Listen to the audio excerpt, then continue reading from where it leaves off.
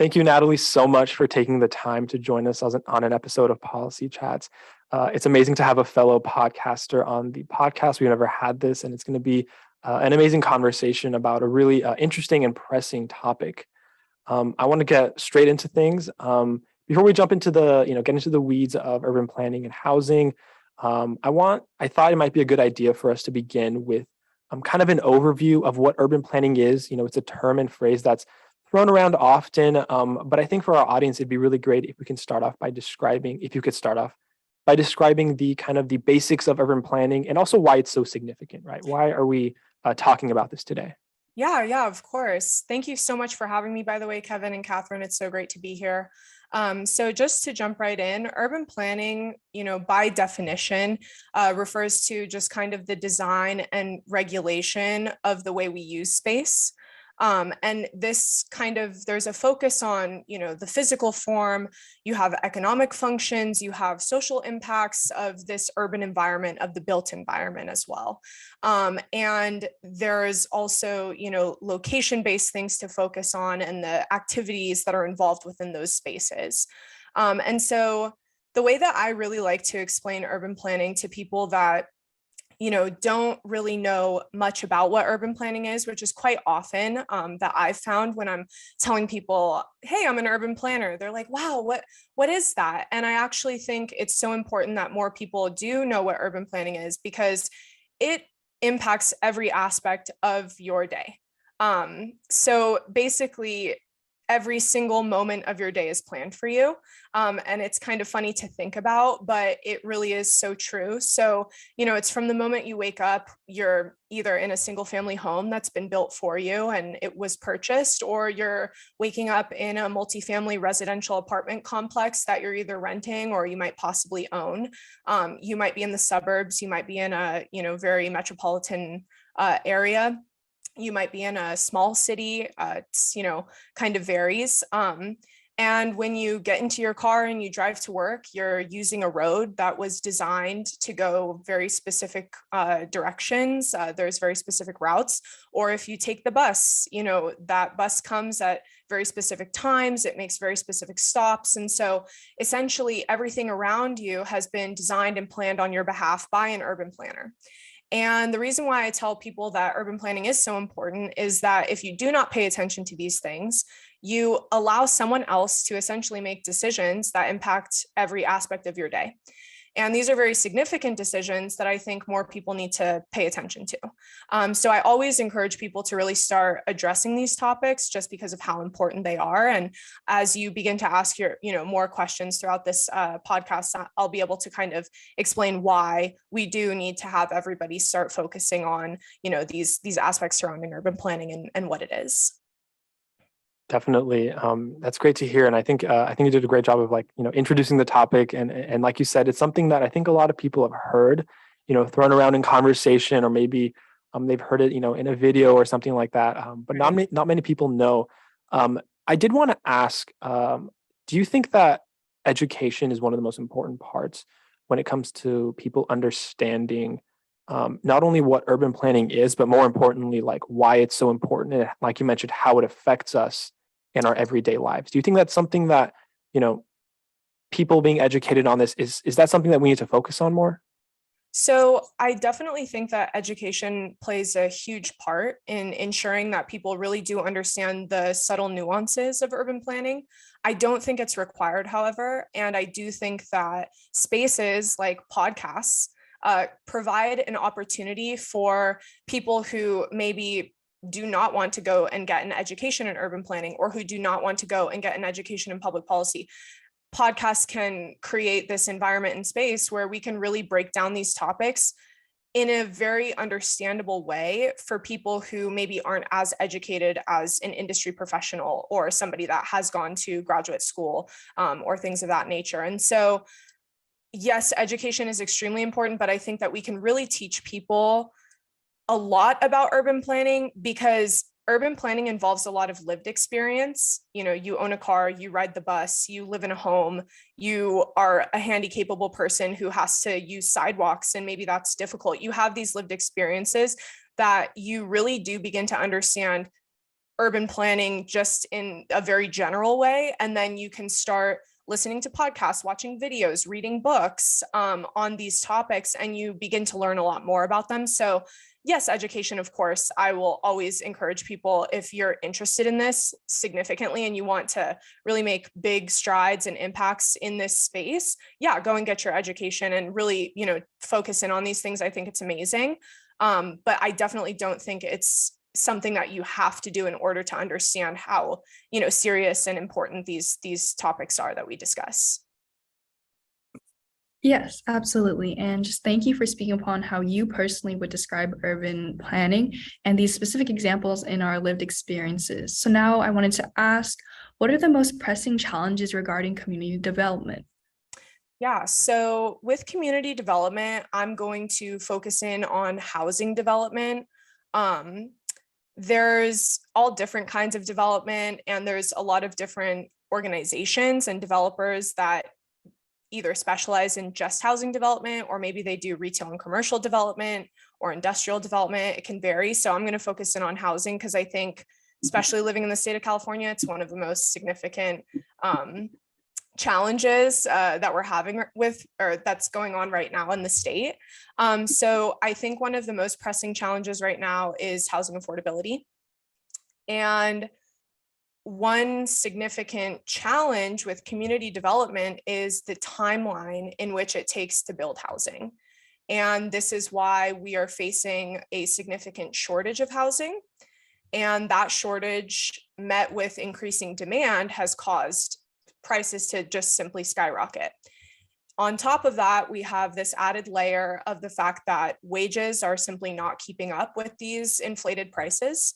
And so we're seeing significant challenges in trying to get housing on the ground as quickly as possible. And so some challenges associated with this timeline to build housing are the fact that we can't seem to streamline development. It can be quite difficult. When you're developing property or you're developing housing, you have to go through significant processes. You're pulling permits or you're paying fees. You have to do a lot of community outreach. You have to go through, city councils. Depending on where you're building, you might have to go through other organizations in order to get this housing on the ground. And that takes a lot of time. It takes a lot of resources, and it takes a lot of money. And then you're also met with this additional layer of community members that may not want housing in their city. And so we refer to this in our field as NIMBYism. It stands for not in my backyard. So these are individuals that do not want housing in their neighborhood. And they often may use some terms like, we don't want it to change the character of our neighborhood and things of that nature. I'm sure you've heard that before.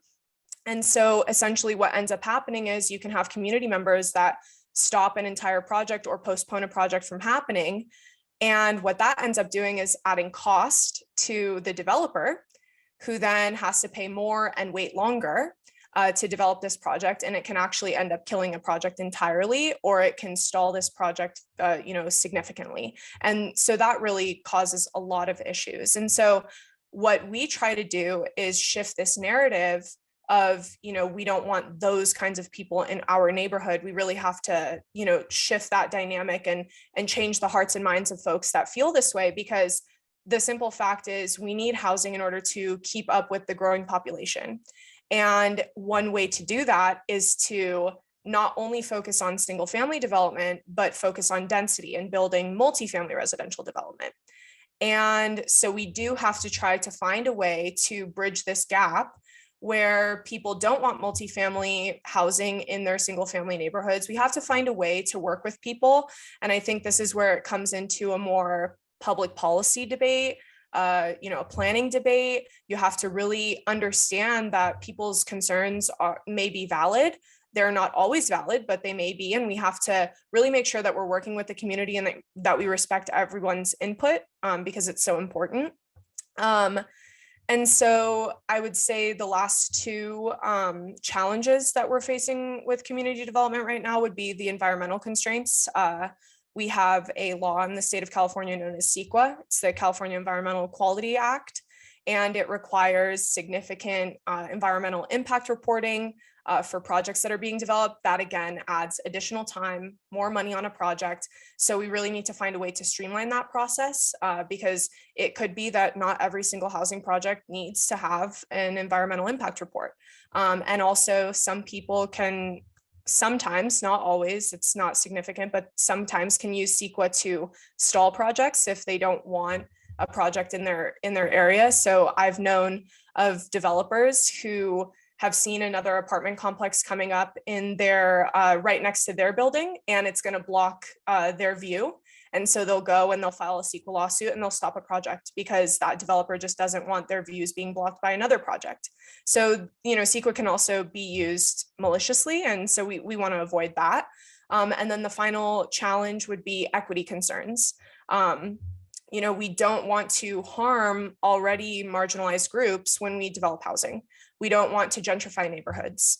We do not want to add to already very significant constraints on cities and on neighborhoods. And so we have to be very mindful of these challenges. And so that's what I would say in terms of, the most pressing challenges. I would probably conclude with those.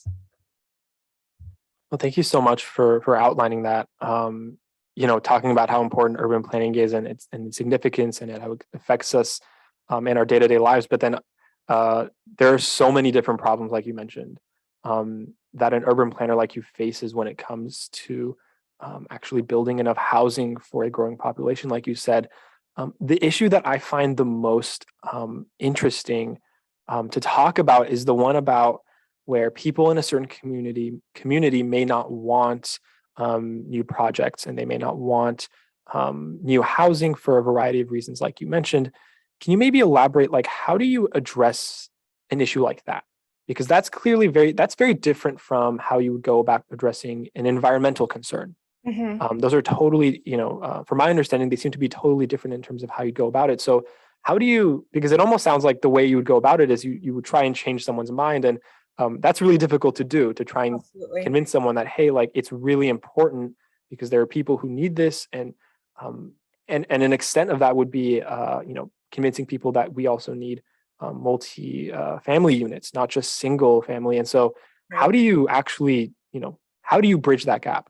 Yeah, that's a great question, and one that I think many people in the field are still really trying to figure out, myself included, because it is really hard. Because at the end of the day, we're such a diverse state and country that you would be very wrong to assume that everybody's going to come to consensus and that everybody's going to come to an agreement. At some point in time, we're going to have to acknowledge that there's going to be give and take and that there's going to need to be compromise.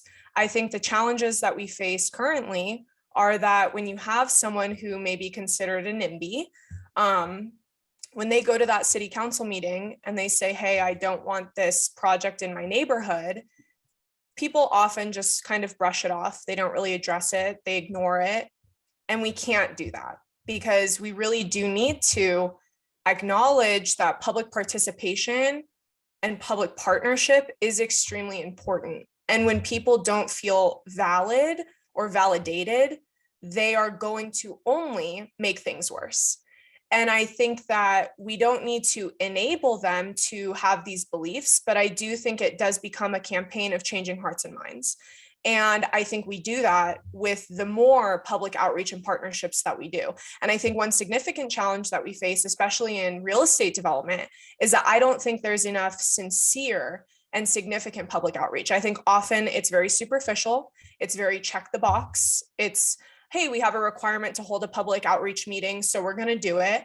And they hold this meeting and they say, okay, well, we did the meeting, the one meeting we had, and now we've fulfilled our obligation and we're done. And when you do that, you do not allow the community to feel that their input, their feelings were really validated or important to, the developer or the individual. And I think that's a problem because the community and the individuals within their own community, they are the experts, and we need to acknowledge that as planners. And so when we do public outreach, it needs to be public outreach with the intention of public partnership that's ongoing. And I think when you do that, you will find that you're also more able to make these partnerships, form these relationships. And then when you start hearing things like, oh, I don't want that project in my neighborhood because it's going to change the character of the neighborhood, you can say, hey, actually, this is what the project can really do. And that's where you really do begin to stop being on this very superficial level, and you start to get, very much into it. With these folks, you start to really form those relationships, and it's better because you are more able to start talking to them and being more real with them and educating them and really talking to them and starting to change their perceptions, because often their perceptions come from a place of pure ignorance. And I'm not saying that in a mean way. I'm saying that purely in the fact that they're going based on their own lived experience. They may have seen an apartment complex come up and maybe they got into an argument with one of the neighbors, or maybe they saw something that they didn't like at that apartment complex. And so now their mind is made up that, okay, no, apartments are horrible. When you can change that perception, that's where you really start making significant moves and change. And, it's just extremely important. And I don't want to, ramble on, but I think it really is just stopping this superficial holding one public meeting and then calling it quits. We really do need to start forming relationships, because I think that's how we're going to bridge that gap. Definitely. And I think I think something you said that I think I definitely felt was the idea of like building relationships. Mm-hmm. And that's been a common, every conversation that I've had or previous episodes we've had on housing, it seems like that's one of the common themes, that relationship building with community members and those who may not know, or like you said, maybe had a bad experience, a lived experience in the past, and don't fully grasp the scale of the issue, because it really is one of the most pressing problems, really in the country and definitely in California. I did want to ask about another issue, or another, subtopic, I guess you can call it. From an urban planner's perspective, what role does transportation play when it comes to building housing? Certain, California or Los Angeles specifically, for example, is notorious for having, not the best transportation system. What, as an urban planner, when you're actually thinking about projects, when you're thinking about, the layout of a city or an area, what role does transportation play in your mind? It plays a significant, it's significant to any project. I'll say it that way. I'm sure you might have heard, there are many programs that are really trying to prioritize building housing near transit. But currently, we live in a state and in a country that has, over a long period of time, prioritized one and only mode, which is the car.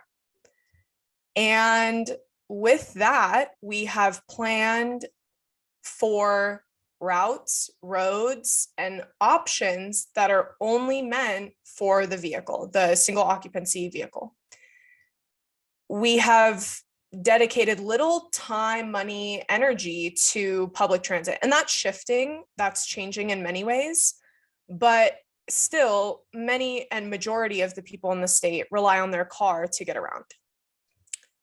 When we discuss housing, especially in more metropolitan areas, we do want to focus on transit-oriented development or transit-oriented communities. And funny enough, I work for an agency and I'm in the Department of Transit-Oriented Development. And so this is making, essentially putting housing within a half-mile to a mile radius of transit, whether it be rail, whether it be bus stop, things of that nature. The challenge that we face in the state is that we have sprawling communities. And so what has happened is we're constantly pushing housing further and further away from the urban core, where a majority of our jobs are. And as that begins to go further and further out, you really have limited options in how you're going to get around. And the limited option always ends up resulting in the car. So how do we change that is a really significant urban planning problem that we're addressing currently, because in a place like Riverside, you guys don't have rail or many, bus rapid transit options of that nature. And so that does start posing challenges because we can put housing in Riverside and that's fine. People need the housing. So we want to add that supply, but we have to be mindful, okay, where are these people getting their jobs? Are they working in LA and are they commuting? Are they working in Orange County? Are they commuting? Most likely they're using their car. We have very limited use of public transit, and that's something that we're trying to shift, but we cannot shift that so long as we are not having people pay the full price to drive.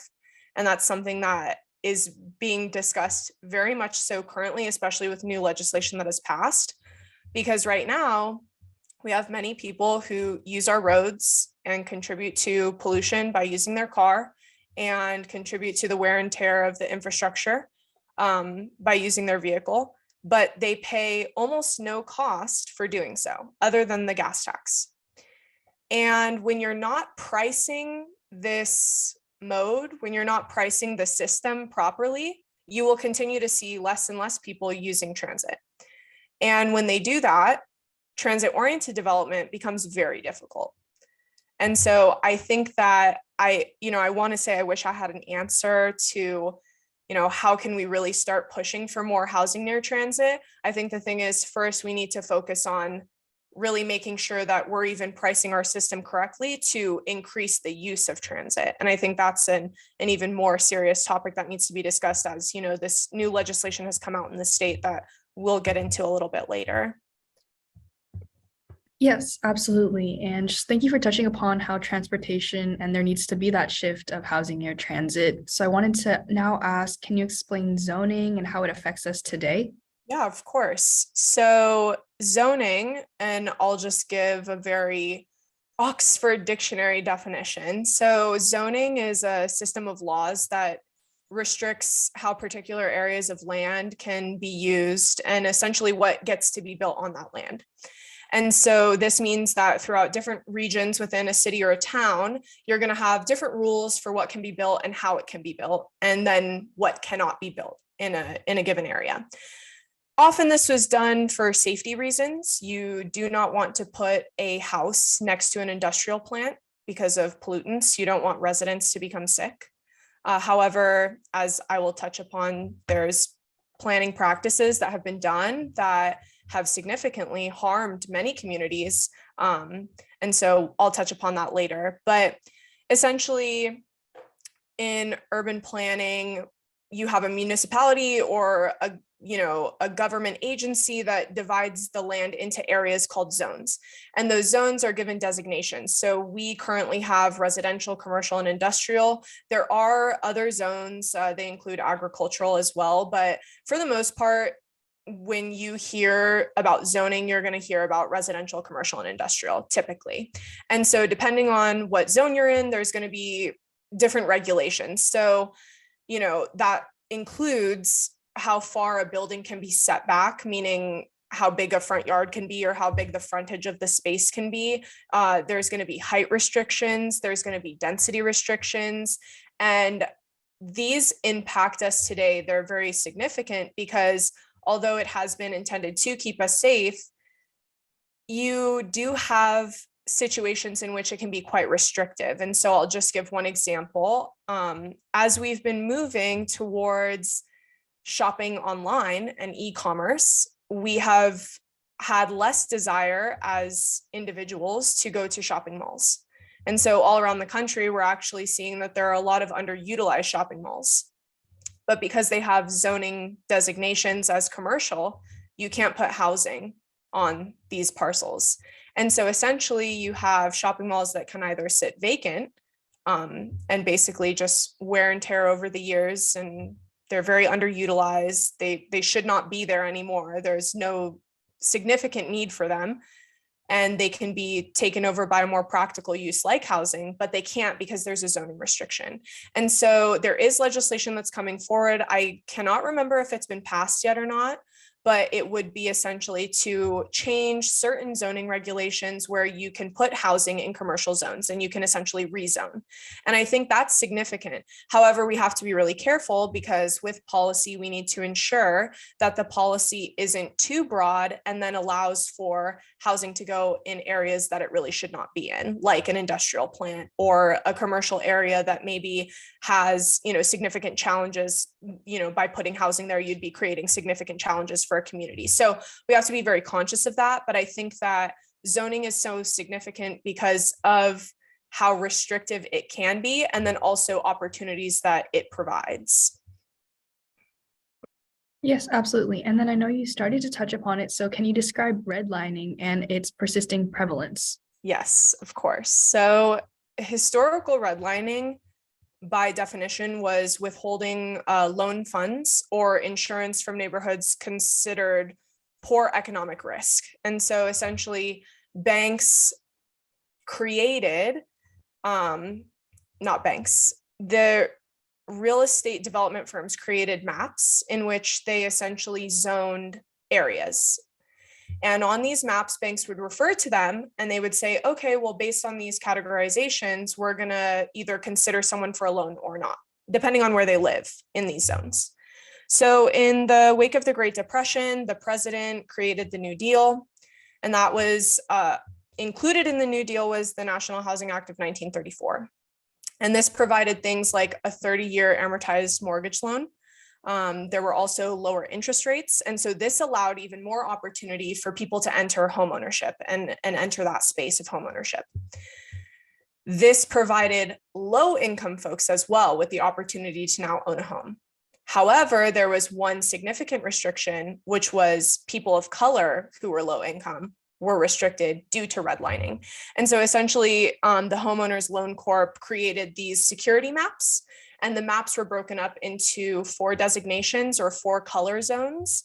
And the zones were green, meaning that this was the best area, the best people lived here. You had blue, that meant that these were, white collar families. You had yellow, which meant it was a more declining area. And then you had red, which meant it was hazardous. But more specifically, in red zones, one of the criteria for designating a red zone was the presence of foreign-born, low-class whites, or in the terms of the HOLC at the time, the presence of Negroes. And this is one of the most consistent criteria under redlining. And having the presence of people of color in an area would quickly turn that area into a redlined zone. And what happened was the bank would see that. And so if you were a person of color and you went to the bank and you said, I want to buy a home, and they saw that you were living in a redlined area, or you were a lower class white person and you were a low income white person going to a bank and you were asking for a loan, if you were in a redlined area, you would be denied essentially because the bank didn't want to take the risk because your property value is so low. Due to the fact that you were considered to be in an area that was so hazardous, or, it was in disrepair, all kinds of different aspects were associated with what it meant to be in a redlined area. And this led to a decrease in services that were offered, like buses or any investment into schools. Then your property values dropped, as I mentioned before. And this continued for 30 years. This continued significantly during white flight, when white families were now moving to the suburbs and out of the inner city. And this essentially created segregation because what you had was white flight, which caused many white folks to leave the central city and move out into the suburbs. They then created covenants, which restricted Black people or any person of color, foreign-born person, from owning a home in the suburbs. So now you had segregation because now many people of color were concentrated in the central city, and you had then white people who were all out into the suburbs, and they had all of this investment in the suburbs. They had the best schools, and we can still obviously see this today. You do find that often in many suburban communities, they have some of the best school districts. And even if you hear when folks say, oh, I'm really considering moving into this neighborhood because it's got such a good school district, you really have to think about what that actually means and where that comes from. And it does come from a long history of the way that we've planned for things and the way that we zoned areas at one given point in time. And how it still affects us today is quite significant. And often people want to say, well, oh, redlining, it's completely illegal now and it can't be done. That doesn't matter because the permanency of the infrastructure of housing is still significant. You can go on Zillow right now and find a home that's from the 1930s and 40s, and that home is still standing. Or you can see one that it was maybe redeveloped, but it's still there, and it's still in a predominantly Black neighborhood. It's still in a predominantly white neighborhood. So we do need to be very conscious because housing infrastructure is quite permanent. And so often we can see that neighborhood makeup has stayed pretty much the same. So the way that housing segregation has and continues to affect us today, even through past planning practices, there's one aspect which is wealth. Housing is one of the biggest ways to accumulate wealth, to create generational wealth that you pass on to your family. So at the time that the Housing Act was passed and these loans were being given out, 98% of those loans were from white borrowers for the first 30 years. So you can imagine what a significant head start these folks had. You have had 30 years to own, re-own, sell, go buy another property, and pass that on to your family for 30 years. Whereas 2% of folks only were either a person of color or a foreign-born person who had the opportunity to own a home and then pass it down to their family. So we see many wealth disparities currently in the state that we're living in, the country as well. So that's one significant impact. The second is education. I've already talked about that a bit, but one way to look at it as well is that the primary funding source for schools is property tax. Your property taxes go to funding your local school, and high home value means you're paying more property tax. When you pay more property tax, that means more money going to the schools. When you live in a neighborhood or an area that has lower property value, you're paying less money, and so those schools aren't getting as many resources or money as the comparison. And so this is also something where low quality schools have a lack of funding. They are now essentially falling into a cycle where your property value is going to impact whether or not your child is going to get the best education or go to the best school. And that's a really significant problem that we need to address. And I would say the third one that I really want to touch upon is health. So due to past planning practices like redlining that we've talked about, you have people of color who are more likely to live near industrial plants. And that's something that I touched upon. So, zoning wasn't always around. And when it wasn't, they were putting housing near industrial plants. And often this housing was meant for lower income folks and people of color. And till this day, you often can see a concentration where more people of color do tend to live near industrial plants. And they suffer from the significant health impacts of living near an industrial plant because of the pollutants that are coming out of this warehouse. They also tend to live farther away from fresh food grocery stores, or they're in places where water is not drinkable. And so you hear of situations like Flint, Michigan, but there are other areas all around the United States in which there are people who are not living near areas where water is drinkable to them. And then on top of that, there is a crumbling infrastructure in these neighborhoods due to the lack of investment. And so you have buildings that are so outdated and people are still living in them. And due to that lack of investment, they are still living in certain apartments that have toxic lead in the paint that's still on the walls, and they're inhaling that.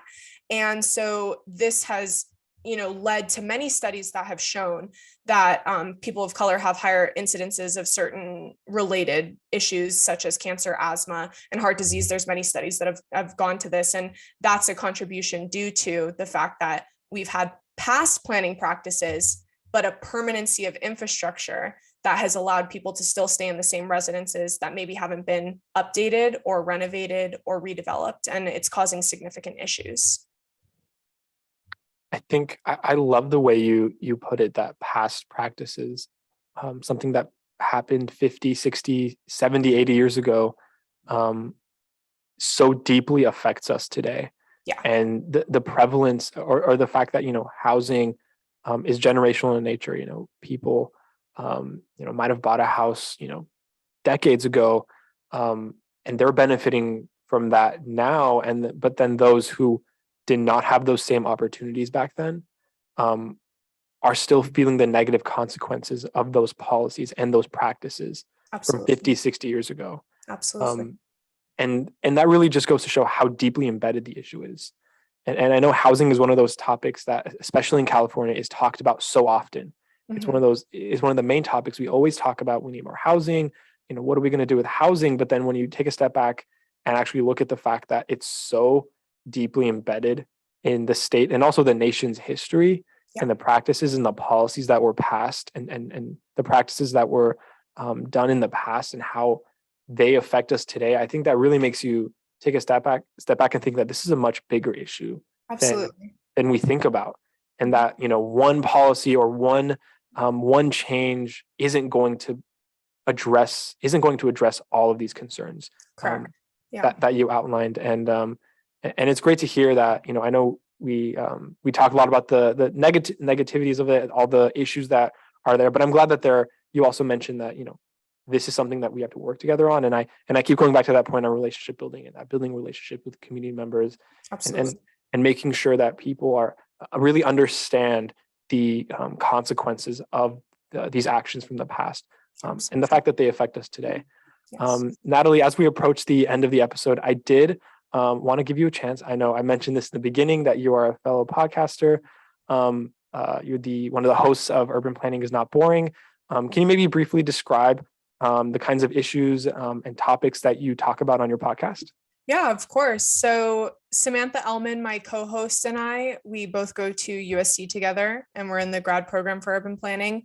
We wanted to create a space in which we could really unpack a lot of topics related to urban planning that are extremely significant and important. And so we touch upon things. We have an entire episode that goes on the history of zoning and redlining.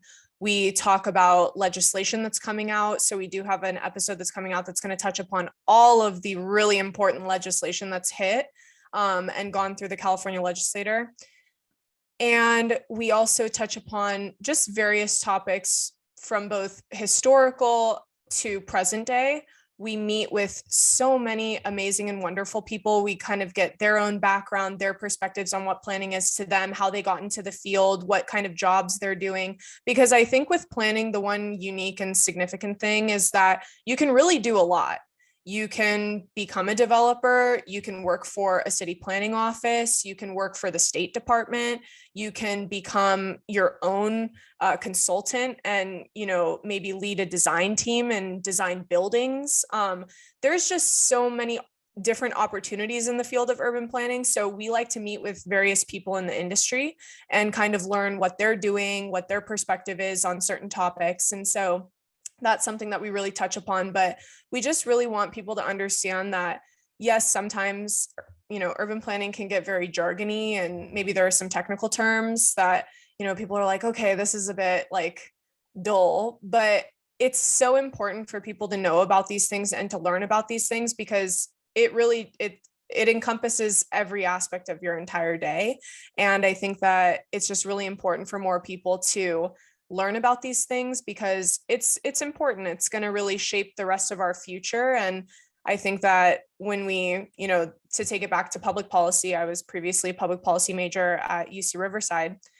When we consider what policies are coming down the line, yes, maybe we can say, okay, this policy is really great.